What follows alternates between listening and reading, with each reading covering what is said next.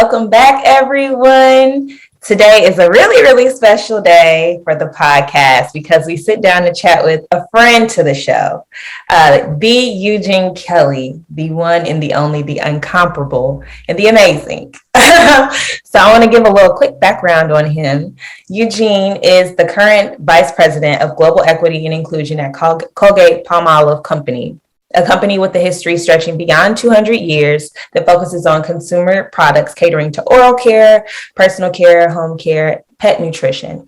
You might have some of their toothpaste in your cabinet, maybe their soft soap on your dish sink, or even the Fabuloso under your sink. The Colgate-Palmolive is ranked number 188 on the Fortune 500 list, and I'm sure that the exceptional work that Eugene does helps to ensure that it works to be an equitable and enjoyable place for everyone who works there.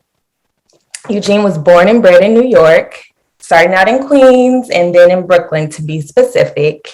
He studied labor relations at Cornell University and started out working in HR within the hospitality industry. He has now amassed over 20 years with Colgate-Palmolive. I hope to not keep fudging the name, which speaks to his character as a leader, as a transformative leader, and he has a wealth of knowledge, wisdom, and expertise. He never meets a stranger, so this should be a great conversation. He's also a foodie and a lifetime Brooklyn Nets fan. So not to belabor our conversation anymore, I want to introduce Eugene Kelly. Hello, friend. How are you? It's so nice to see you. And I know we've been trying to do this for a long time, and I'm so very happy that we finally have gotten it on camera, on record, because we have such wonderful conversations about things. And, it is an important thing to share some of, frankly, what we talk about, because I think it, as you said before, could be helpful to and interesting maybe for people to listen. So I'm here to holler at you. Yes. So let's go. I like Icebreaker. We're going to do it quick. All right.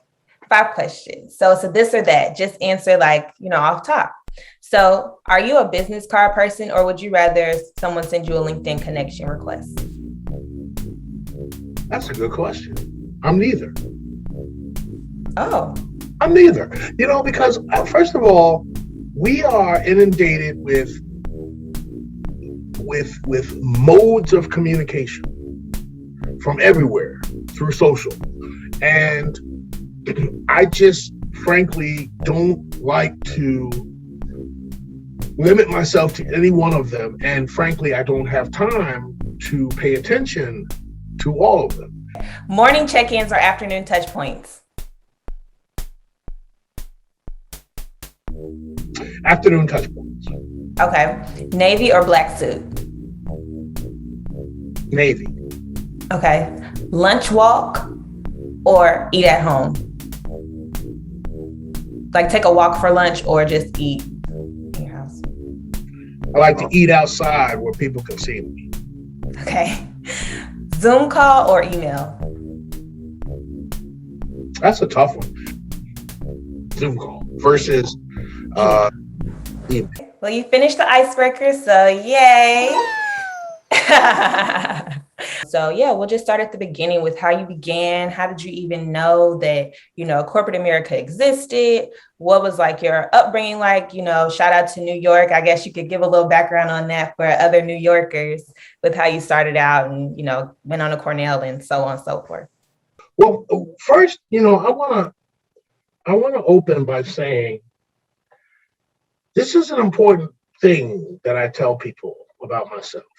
Mm-hmm. One might not know or believe me now, but I was afraid of my own shadow when I was younger. I was a total introvert, and I was one of those kids where when my dad introduced me to people, he would have to pop me on the back of the head and say, answer to people and say, look at them, mm-hmm. because I was just so closed and introverted. And I say that to say, many people say to me, oh, I don't fit in because I'm an introvert, or I can't do something because I'm an introvert. Or vice versa. I can't be in that role because I'm too extroverted.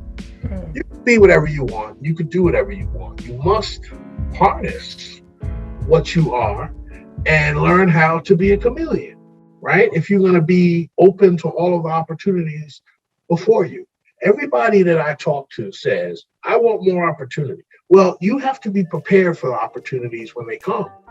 And that's not just credential wise, that is in terms of how you are going to perform or how you are going to behave or how you are going to raise the comfort level of who you're talking to.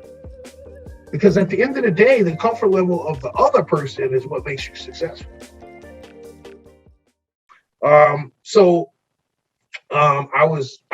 was born in Queens.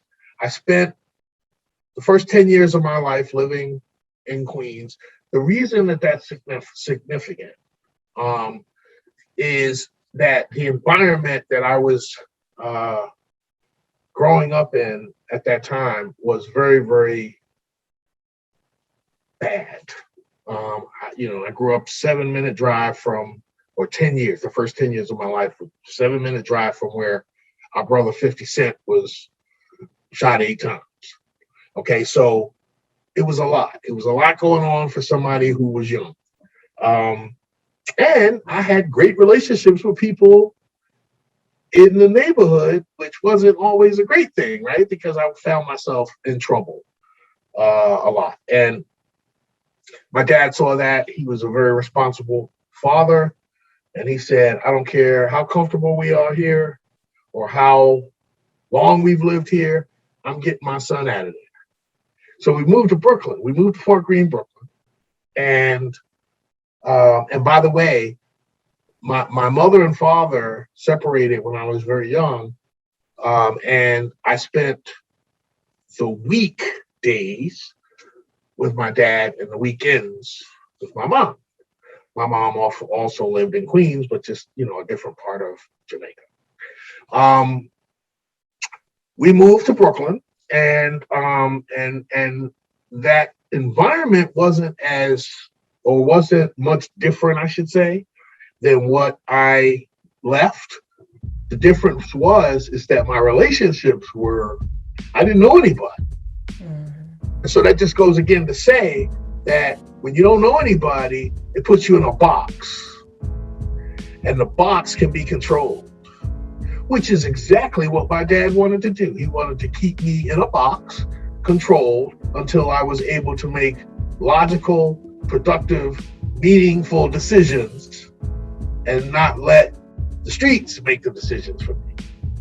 So to this day, I thank my mom and dad for making sure that I was in a box. It's not always bad to be in a box, people. Sometimes you need to be in a box. So I grew up there. I lived in Brooklyn, Fort Greene, Brooklyn, until I graduated from college. I went to public school for I think elementary school, and then shortly after that, my dad took me out of public school because the environment wasn't controlled enough. And because I was blessed with intellect and the ability I was able to do the work without studying. I was not challenged. What that meant was I could do the work in my sleep, and so I spent all the rest of my time doing bad stuff and getting into stuff. And that, my father had enough fortitude and foresight to see that there was another element that he had to change and control better. That was my schooling. So he took 3 jobs sometimes, and he worked and worked and worked with my mom, and they, pulled together enough money to send me to private school. And they sent me to private school, and I went to private school from 7th grade, And that changed my life because it put me among people who had control over their lives. And I feel like what the control that was created for me was what helped me to become successful. It helped me to grow. It helped me to ask and learn. It helped me to be more at one with myself and not influenced by others in the street and the things that tend to influence you through pressure. And it frankly, you know, and the reason I'm saying this, Taylor, is that so many times we think we equate being or having control as limiting, and it has a negative connotation. Once you establish yourself for who you are and what you want to do, who you want to impact, control is bad. Until you do that, control is perhaps necessary so that you are able to become a refined version of who you already are. That's a very important point. A refined version of who you already are. So I'm not suggesting that you change who you are or that changes you, because if you don't assert some control or expect some control or respect some control, what is to stop you from going into places or situations or things that are not productive and perhaps negative? Right. So you feel that the private school really, primes you for that. It helped me. It helped control the wild boy. So let's get into how from there you landed at Cornell and then labor relations. That was completely, I don't like to use the word accidental. I think it was by chance. And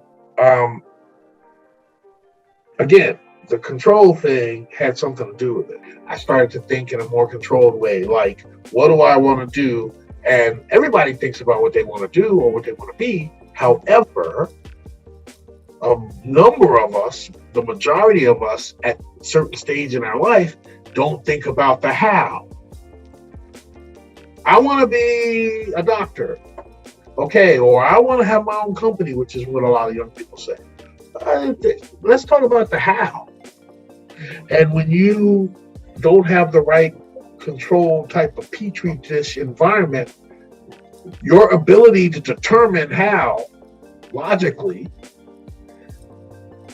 is inhibited.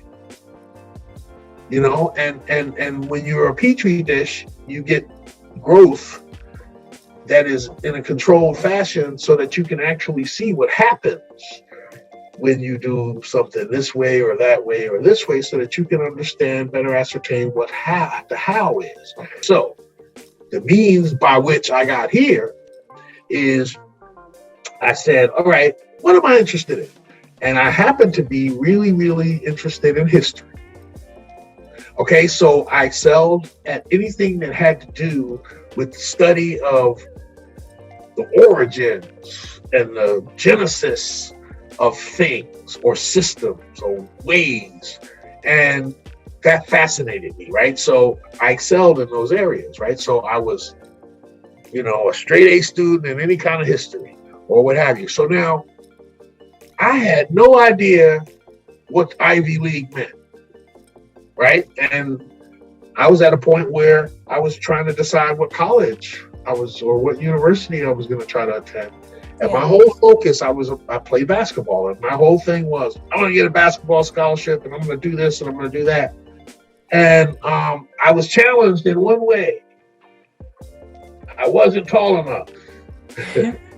And so I was very good at basketball, but the point was that wasn't going to generate my future. And so I had opportunities to play basketball in college. I had opportunities to study things that were more, doctor, lawyer, blah, blah, blah, blah. And one day, my guidance counselor said, "Hey, why don't you go up to Cornell and attend a class so that you see if you like it?" And I'm like, first of all, what's Cornell? I have no idea what Ivy League is, blah, blah, blah, blah. And so I did it. And the class that they sat me in was the history of labor relations. And I sat there and I was like, whoa. I was in this big fancy classroom that had 1,000 people in it. And they were talking about the history of labor relations. And I was fascinated. And from that point on, I was like, man, I want to do this. So I had no idea where it would lead me, but I just knew it was interesting to me. And that's when, at the time where human resources started to flourish and started to influence, environments and corporations and stuff like that. So that's kind of how I ended up in the area of human resources. The thing that I loved about the area of human resources and labor relations was that it wasn't so industry specific. You could do human resources in any industry, which is what fascinated me, right? Like if you look at my history and my career, I've done human resources in the hospitality industry. I've done human resources in the entertainment industry. I've done human resources in the publishing industry. I've done human resources in the media, consumer products industry. And so it kind of like, it enables you to have the best of both worlds. You can say, what industry do I want to work in now? And then you go do human resources in that industry. The tenets of human resources are largely the same, right? You're managing human capital. Exactly. Right? You're managing the brains of people, of corporations, I should say, not of people. And you're managing the how corporations or people or what have you do things. So that's the long answer to how did I end up where I am right now. Starting those influences. Okay. Influences, yes. So from that, let's start at the beginning of your career now. So got your background up until, your education, up until when you're about to be launched into the corporate world. Like, what were the things you were thinking about when you were starting out in that first role in labor relations, or in HR, I should say? And then did you set a plan out? Like, okay, if I go here and there, do this position in that one, I'm going to be able to be, this senior vice president, I'm going to be a vice president. Like, was that on your mind? Or were you just like, you know what? I just want a nice role at a cool place. What were some of the things you were thinking? My true critical thinking didn't kick in until like mentors and sponsors and people who took an interest in me kicked in, right? Because I was clueless. All I knew is that I just wanted to do what interested me, what fascinated me, and what made me feel good and not insufficient or not unqualified or having a comfort zone where I felt like I could add. And so, fortunately, the way that I landed my first job was I did an internship, and the lady who hired me from the internship or for the internship at Hyatt Hotels found me to be very, very, I was always accomplishing the stuff that she was asking me to do ahead of time. Okay. And it's just because I found it fun. It wasn't because I was so smart. I just thought it was like, man, this is fun. I get to go do it. And before I knew it, I was finished. And, she got to the point where she was like, Eugene, chill. Chill, man. You're you're making me look bad. I can't just keep giving you stuff and having you. I gave you something that would take a month for you to do, and you do it in 2 weeks, and then now you're sitting around doing nothing. And I said, well, but I never sit around and do nothing. I would go help other people. And that was a quality that wasn't just a quality of mine. It was just because I was interested, right? And that just goes to another point, right? When you do something that you're interested in and that you're fascinated with and that you feel that you can learn more, you tend to be more productive and you tend to accelerate your development. Right. Right. And so we have all of these things that you put into place structurally and all of that to accelerate people's development. There's nothing that accelerates a person's development more than just having genuine interest and commitment and mental challenge to what you're doing. And so our job in this, beautiful, vast future that we have with young people who are super smart, who have a command of technology, is to find and provide them for places and things and topics that make them that get their engine revving. Yeah. So they become productive without you trying. You can't teach somebody how to be productive or teach somebody how to excel. You have to. That's a human element of you that comes from within. That comes from drive and fuel, right? And once you get that, look at the like for example, I used the example of people using their intelligence for not so positive things. That's because that's what is logical to them. If they don't have opportunities to do something more productive that helps to get the accomplishment of having food on the table to them, then they figure something else out. So I basically started and moved up based on my own the opportunity that had been given to do more stuff. And it's hard to really pinpoint, but it just keeps fueling you, right? And by the way, I mentioned being an introvert. As time went on, I became less of an introvert not because somebody forced me to talk to people or what have you. It just became fun. Yeah. It became your purpose. It became so cool. Every day you get up and you figure out what you're gonna do that day, right? And how you're gonna do it. Because what matters too is the how you're gonna do it. Yeah. This is one of the reasons why I have so much respect and love for you, is because the way you went about meeting me really stuck out to me. Like you walked up to me and you just started talking to me.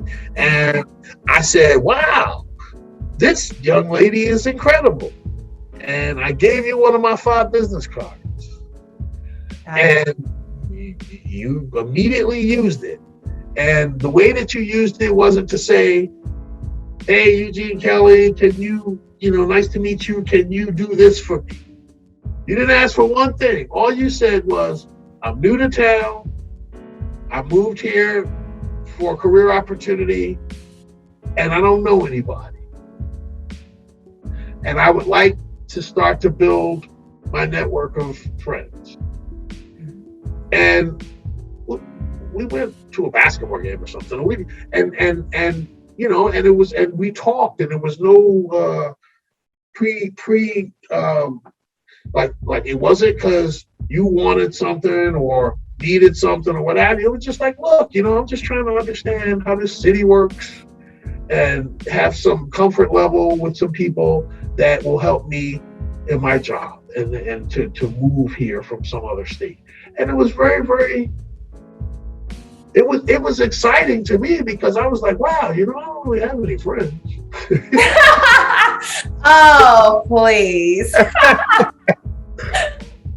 But the point I'm making is that these are the creative ways that you develop yourself so that you expand your area of your sphere of influence, your sphere of knowledge, your sphere of network, right? Because the one thing that I'm always preaching to you is find somebody that you feel comfortable with in every aspect of what you do, every aspect of your interest, and have some type of close relationship with them such that you're not asking for stuff, right? Because when you become close to somebody or something, the flow of benefit, if you will, goes both ways.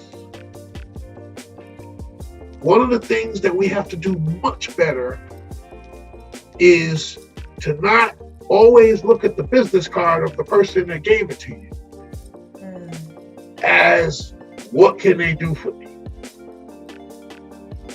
It's subliminal. It's something that is in our subconscious. We can't help it. Because that's the first thing. Oh my God, I know the guy who works for the front office of the NBA and they can get me tickets.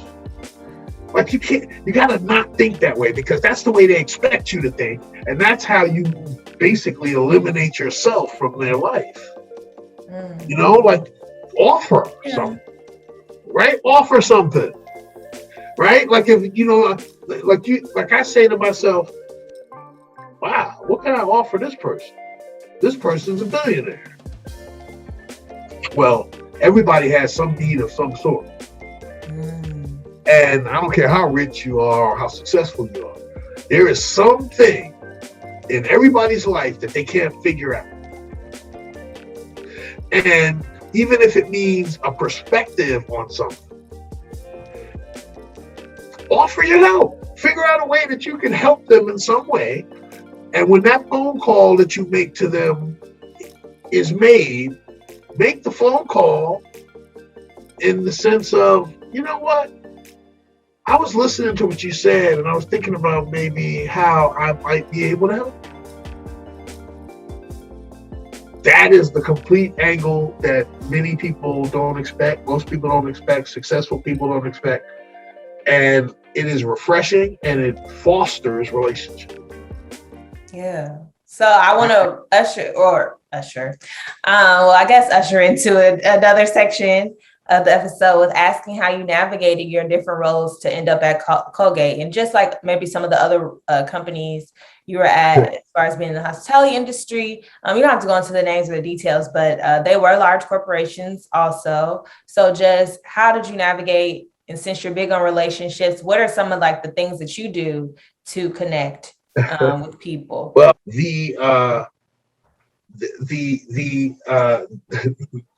it'll be a very short answer, is that one of the ways that I have progressed through my career and career progression through companies is I essentially try to learn as much as I can in a role or in a place, and once my learning levels out and I stop having that fire to continue to learn in a certain place, rather than complain about not learning or whatever, I usually tell my company, look, I don't feel like I'm learning as much. Is there something else I could do? And give them the opportunity to find that for me. And then if it doesn't work out, or if there's no option, I just leave. I just go somewhere else. And that question was actually posed to me by the chief financial officer of Colgate-Palmolive when they were interviewing me. And by the way, I've never looked for a job. I've always been pulled from places.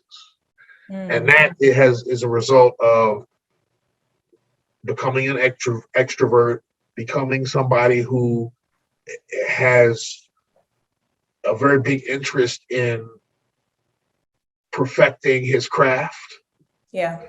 And learning and learning and learning. And by the way, also reaching out to people saying, how can I help? Versus what can you do for me?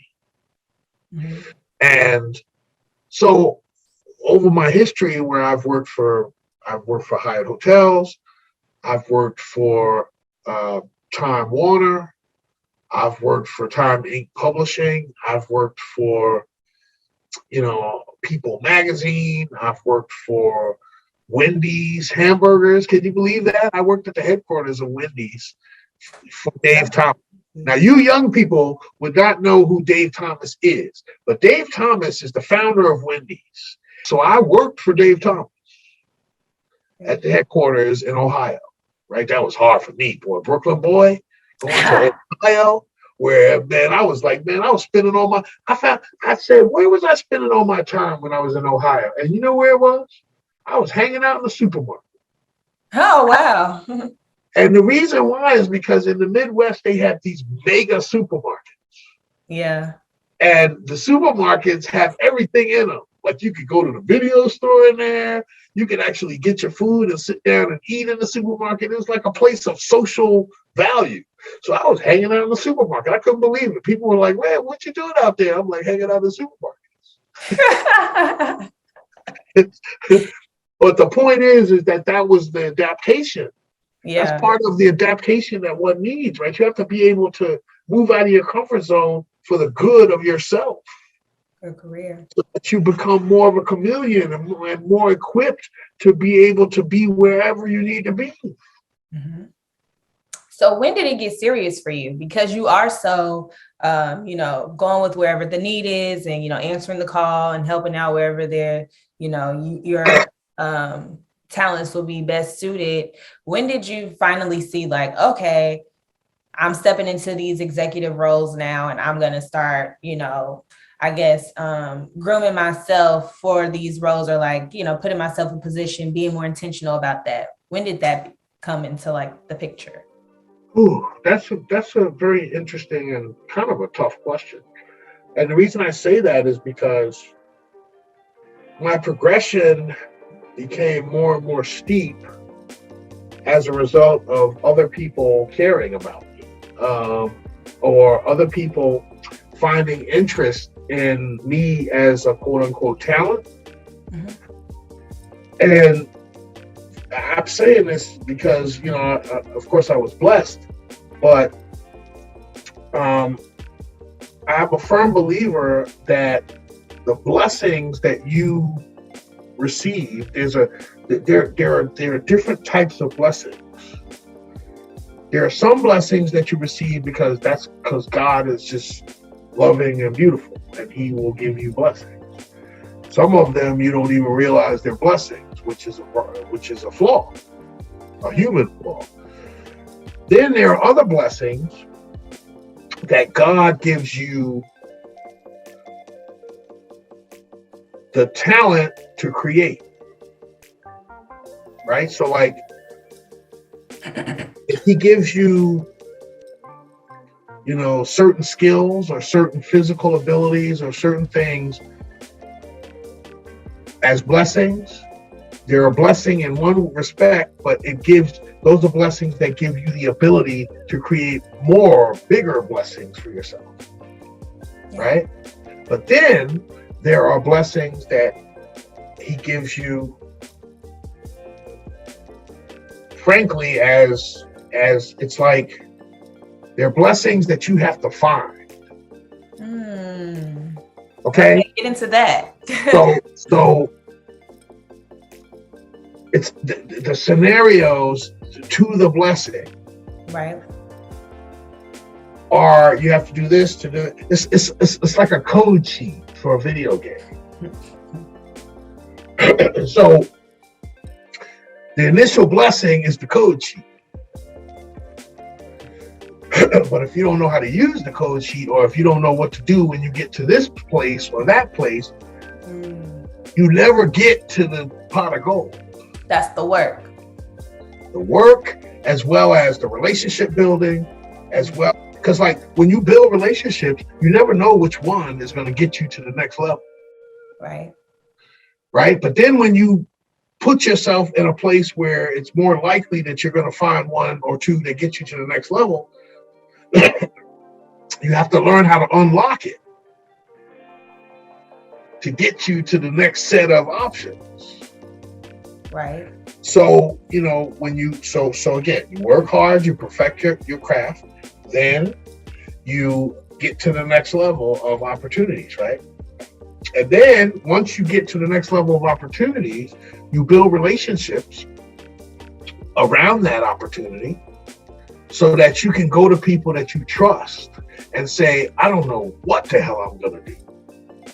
Or how do what, I just took this job. What am I going to do? Like, I don't know, have a clue. Well, you might not have a clue, but what you do have a clue about is how you surround yourself with people who are not going to let you fail. Okay, see, this is, something.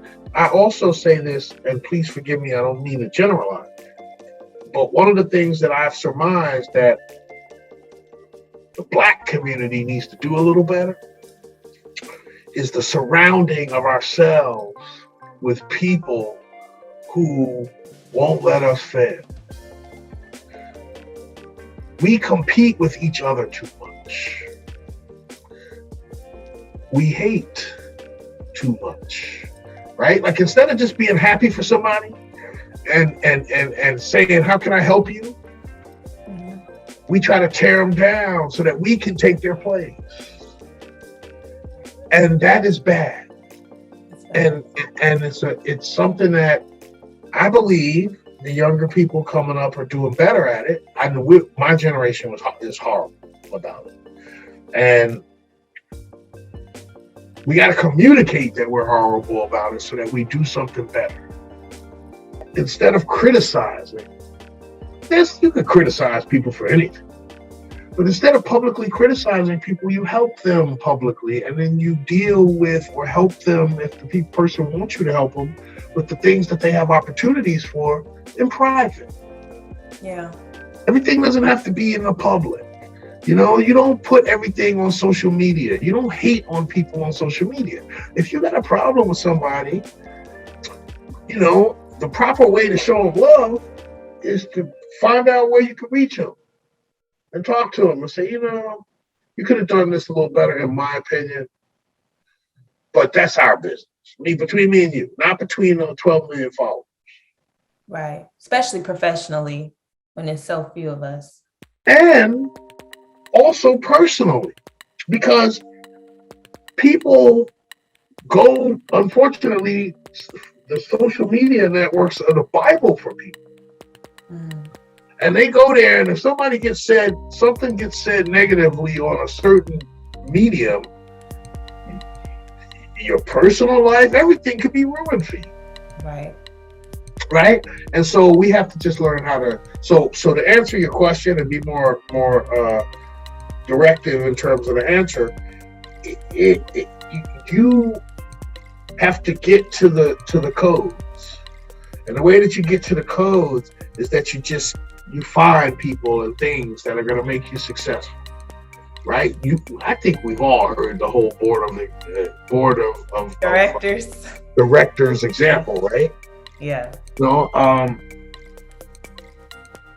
The spin that I would put on it is that I never let any one of my board of directors have too much responsibility. Okay, so my board of directors has grown from 10 people to 100 people. Wow. And the reason why is because there are nuances within everything that something that my board of director can help me with that breaks into, so like one person might be the expert on my financial area, but then as I learn more from what the person told me, I end up with 10 directors underneath the director to go into the nuances of each thing, like stocks, like this, like bit currency and all of that, right? So that you have specific specialists underneath the specialists. Right? So in a nutshell, what that says is that you have to continue to work. Like when you have a board of directors, that's not good enough. You have to figure out how to nuance the board of directors and the directors on it. So that's the code unlocking. That's where you find the additional steps to hierarchy through code, going through your codes and finding your blessings. Because like they'll be like in the codes, right? You'll get to another level and then there'll be this one thing that stands out, that's a shining coin that's sitting there, that's a blessing. And you got to realize, whoa, hey, there's the blessing. I got to grab that one. And then you get it, and it's like a Mario power pill. I don't know what that is. Okay, so I'm oh, sorry. Mario. Okay, yeah. Like in Mario the game. When he bounces on like a gold coin or something. I forgot you from New York. You said Mario. I was like, and he can jump higher and stuff. Yeah. Mario, like Mario Kart. Yeah, get across the thing, right? Because you can't jump far enough. Mm-hmm. But then you get a power pill, and then now you go, and you get over. Okay, well, that's the concept. Okay, I like that actually. I really like that analogy, and I want to use that to propel us into our like final little topic we'll get into is talking about, because now you've put in so much time as an executive, and I'm just curious to hear your thoughts about, legacy, and also, just Black leaders in general. A lot of times, especially recent years, folks are looking for more Black executives. And but there's this big push for like Black entrepreneurs as well, which is kind of pulling folks out of the, running, I feel, in some respects, for like Black executive roles, because people don't really want to stay at these large companies and work for years and, put in the work. But at the end of the day, we kind of need it. So curious to hear your thoughts, about like, what you think it's going to look like as far as like getting more Black professionals to stay in the corporate, I don't want to say rat race, but like to stay the course, and, to just find their way and get into these roles. And what do you hope to leave to? That's how we'll round it out. So my answer to the immediate question of what people want to do and where people want to land, whether it's corporate or whether it's entrepreneurship or remember, I mean, it's, there's other things too. Like there's the social justice aspect. There's the, civil rights aspect. There's the aspect of not-for-profit, right? Some of the things that our society needs is a group of people who are not trying to, like, they have a bigger aspiration than to create wealth, right? Their aspiration is to improve the world in which they live in, and more specifically, improve the landscape for people, whatever group of people that is, right? My short answer to that is, if there's ever going to be a short answer from me, my short answer is, there is no answer. People have to be permitted and have to be enabled to do what it is that makes them happy. Yeah. However,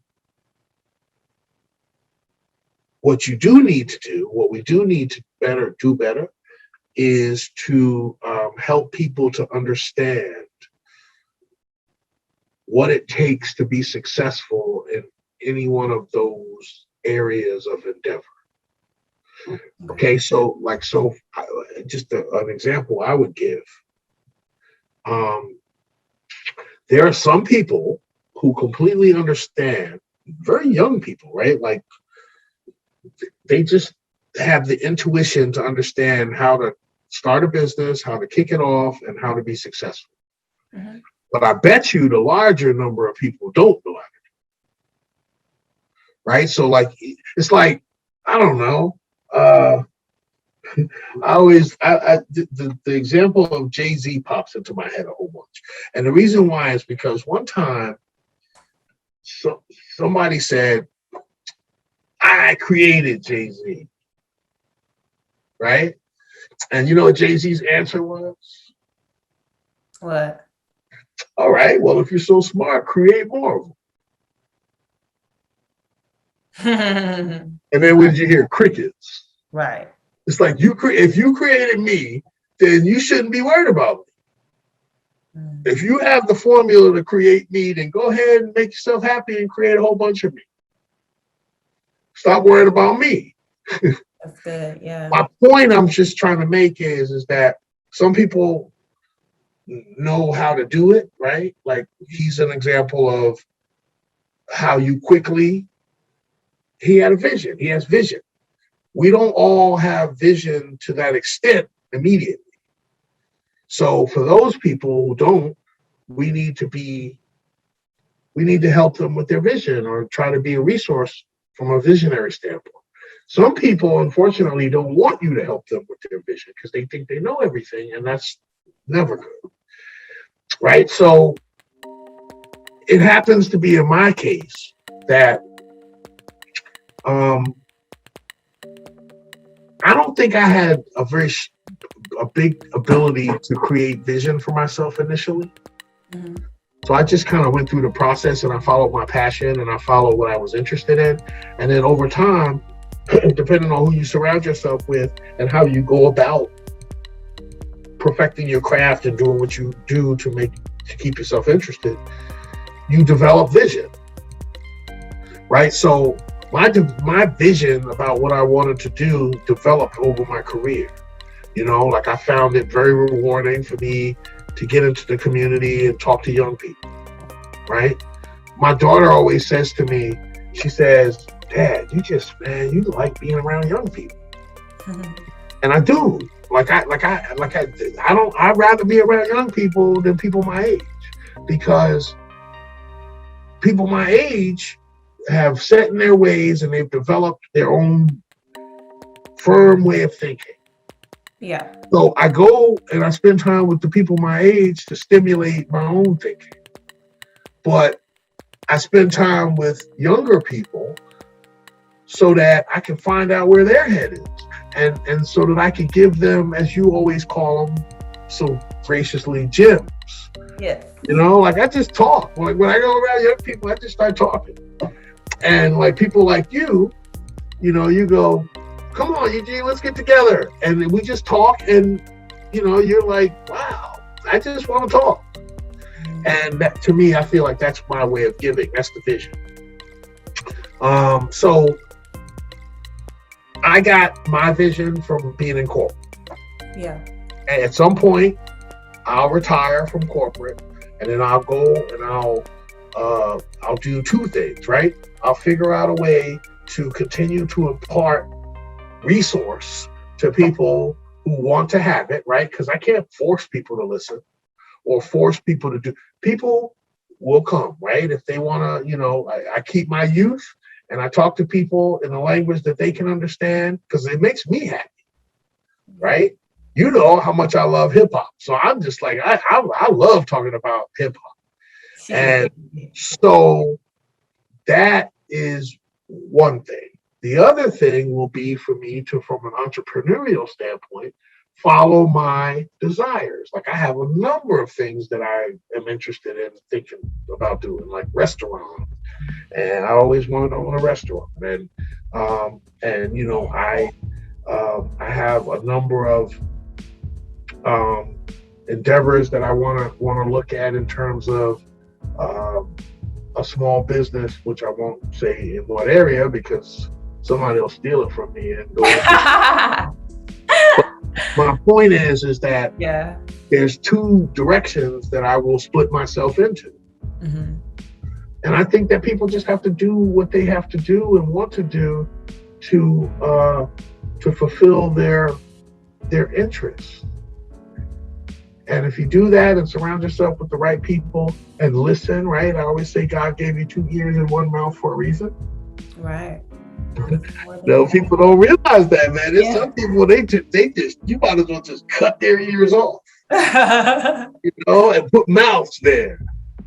Because they don't want to hear nothing. They know everything.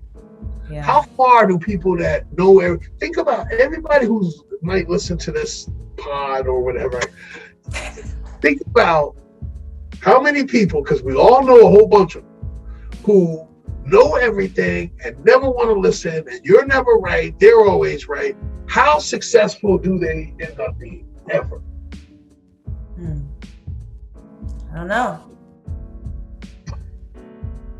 Yeah. I mean, just go ahead and count them, and you'll get past one hand. Right. Right. And all I'm saying is that there's a reason for that. Mm-hmm. So please don't be one of those people. Yeah. And when you encounter them, have empathy, because sometimes people like that can't help themselves. Right? Like, they're not doing it to be a jerk. They're doing it because sometimes they just can't help themselves. Yeah. And so try to be one of the people that you end up surrounding them, and try to figure out ways to influence them to listen. That's it. Okay. Any last words to impart on us? The Eugene Kelly effect? No, not the Eugene Kelly effect. I think more of, think about the person that you like. Always be introspective, right? Like, I spend a lot of time thinking about myself. And there's a certain level of selfishness that is required. There's a certain a level of selfishness that is repulsive. Okay? Yeah. When you say a person is selfish, or when somebody says you're selfish, always try to find out what they mean by that. Because there are moments when somebody might say I'm selfish, and it's not a good thing. Most times it's not viewed as a good thing. It has a very negative connotation. And so I always say, what do you mean? When somebody says you're selfish to you, which I don't know, most of us at some point have somebody say that to us, depending on how they feel about us at a moment. Instead of being like, oh no, like instead of just rejecting the notion, ask them, what do you mean? Explain. Yeah. And let the person tell you what selfishness they're talking about. There have been times when people say to me, you're selfish, Eugene, and I say, what do you mean? And then they say, and then I say, you're absolutely right. I am selfish, and here's why. Here's what I'm trying to accomplish by being selfish. I'm sorry if it's offensive to you or it doesn't get you what you need, but here's what I'm trying to accomplish. Right. Or they'll tell you something that is very, very on target, right? And it's like, you know what? You're right. When you give me that perspective, I was selfish, and I'm gonna work on it. And then there are other instances where somebody tells you that you're being selfish, and my answer is, you're right, I'm being selfish. You should try it too. Because so many people they're so worried about other people. Right. That their own infrastructure is crumbled. Because they're worried about what they can do for other people, or the impact they can have on other people, or what. It's like, put your own mask on first. Right. Instead of telling somebody else how to put on theirs, or helping them put on theirs. So selfishness is not always, as it's connotated, negative. You should have a level of selfishness in you that helps to make you grow into something that can help others altruistically. I believe that there's no way that you can help somebody else unless at some point in time you are selfish. Whether it means getting your own education, whether it means understanding yourself, self-help, going and, look, I go get a massage every 2 weeks. I get a damn manicure and pedicure every 2 weeks. I get a facial every 2 weeks. And that's because that's what I got to do for me to make me feel like I'm selfish enough. I love that. And these things, these are not just things for glamour. These are things that actually don't, some of my most profound lines of thinking have come when I'm getting a massage, because that's where my mind goes clear, and that's when I'm by myself having time to think. So a lot of times I put down 2 or 3 things when I'm going to get a massage that I'm going to think about. And I go get a massage and I think about it, and I walk out of there with a clear thinking about how I'm going to approach those 2 or 3 things. I love that. You know, and you don't have to, the massages are not that expensive, man. You can go get you a nice hour-long massage for $40. Okay. All right. So, hopefully your podcast goes in increments, because this is a 2-hour version. No. This is an hour long. We're going to conclude the episode. Thank you so much, Eugene.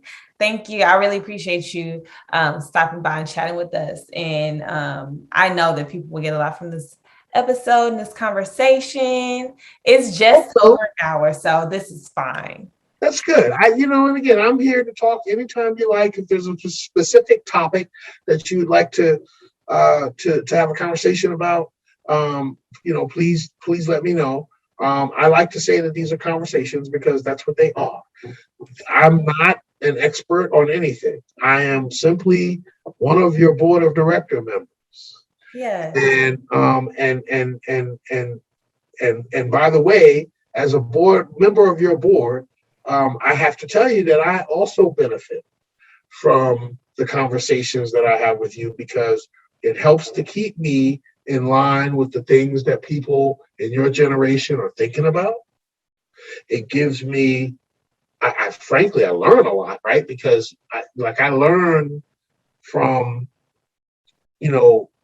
accomplished young professionals like you, right? Like you, I'm sure you haven't told your podcast listeners all of the wonderful things that you've done in your life thus far. Oh, it pales in comparison to my guests. Oh, but what I'm saying is that you're like you look like me in terms of how I went about who I've become. I always say to you, I always call you and I say, "What are you doing right now?" And you'll be like, "I'm in Dubai." And I'm like, this is what I'm talking about. You do. Taylor Tucker does what she feels. Yeah. And the most important thing about Taylor Tucker doing what she feels is she first does all of the things that will enable her to do what she feels. So if Taylor Tucker wants to go to Dubai, a year before she goes to Dubai, she starts doing the things that she needs to do to go to Dubai. And a year later, she's in Dubai. She just, when I happen to call her, she's in Dubai. Hey, here, Eugene, guess where I am? I'm in Dubai. Or I'm doing something that makes me happy. And so I just say all of that to say that the example that I follow from you, or that I urge people to follow from you, is don't just sit around saying, I can't afford that, or I can't do. Spend time thinking about how. And don't think that how means I got to work 20 years. That's not the how. The how is, how do I do what I want to do from an experience standpoint, or an expertise standpoint, or a fun standpoint in the short term? How do I make it happen next week? Come on, Eugene. This is a sermon. Right? But that's the thing. That's what I'm saying. Things like you've helped me. When I say I want to do something and I say, oh, it's in the future, and I talk to you and I listen to how you go about stuff, I'm like, well, wait a minute. I could do that next month. Let's talk about how. Yeah. But that's the inspiration that when you are looking at yourself, you want to create inspiration that's natural, that's not based on you. Like, you would never preach to me, but I learned so much from you because you just talking about what you do. All right. So keep it up. and see if we can get other people to be more selfish. Yeah. Wow, that was an excellent point to end this episode on. For sure, a great conversation, and ended on some church, honestly. So thank you, Eugene. Collect your power pills. Yes, Mario Kart. Bing, bing, bing. Thank you all for listening for the entire Thank episode. you, everyone. I wish you all the best. Yes, till the next episode.